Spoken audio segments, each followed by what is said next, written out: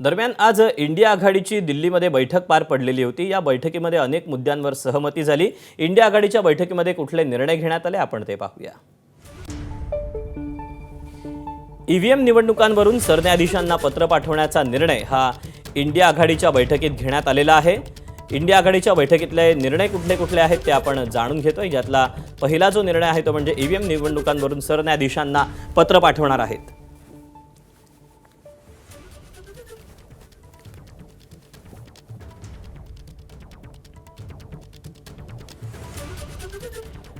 तर इंडिया आघाडीतला पंतप्रधान पदाचा एक चेहरा घेऊन पुढे जावं लागेल असं वक्तव्य या बैठकीनंतर खासदार संजय राऊतांनी केलं। त्यामुळे इंडिया आघाडीतील पंतप्रधानाचा चेहरा नेमका कोण याविषयी पुन्हा चर्चा सुरू झाली। राहुल गांधी पंतप्रधान पदाचे उमेदवार असतील अशी भूमिका अनेकदा पुढे आली, मात्र राहुल गांधींच्या नावावर इंडिया आघाडीचं एकमत नसल्याचंही समोर आलं। त्यामुळे भविष्यात पंतप्रधान पदाचा चेहरा हीच इंडिया आघाडीची डोकेदुखी ठरण्याची शक्यता आहे।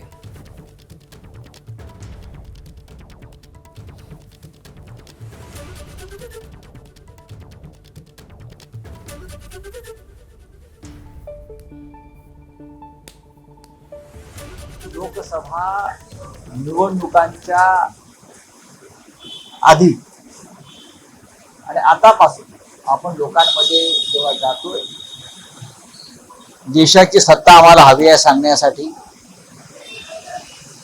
तेव्हा लोक विचारतात तुमचा पंतप्रधान पदाचा चेहरा। उद्धवजींचं असं म्हणणं आहे की हा चेहरा आपण निवडला पाहिजे आणि लोकांसमोर तो चेहरा येऊन जायला पाहिजे की हा आपला देशाचं नेतृत्व करणारा हा चेहरा आहे।